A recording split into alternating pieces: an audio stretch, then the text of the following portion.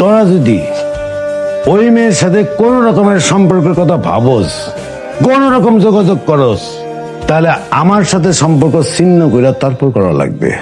সব কথা। আমি পুলককে ভালোবাসি।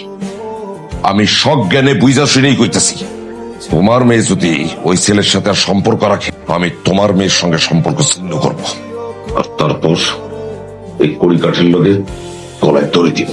এটাই আমার শেষ কথা। The number you are calling cannot be reached.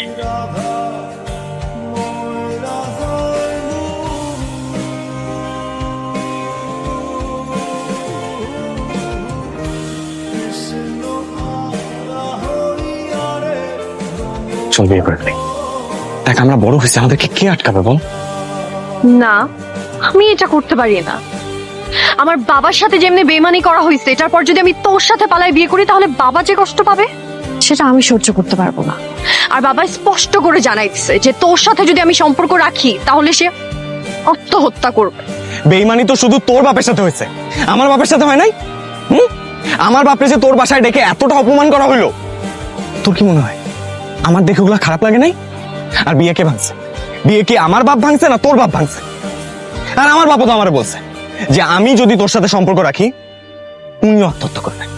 হ্যাঁ তো যা যা, বাবাকে গিয়ে বাঁচা, সান্ত্বনা দে গিয়ে। এখানে কি এরকম বাচ্চাদের মতো ঝগড়া করতে কোনো লাভ নাই। বিয়েটা করে ফেলি, বিয়ে করার পরে সমাধানটা পাওয়া যাবে। কয়দিন রাগ করে থাকবে বল? একদিন না একদিন ঠিকই মেনে নিবে। না, আমি এটা এই মুহূর্তে করতে পারবো না। প্রেম ভালোবাসার বাইরেও একটা জীবন আছে। তুই না বলছিলি যে একমাত্র মরণ ছাড়া আমাদেরকে কেউ আলাদা করতে পারবে না?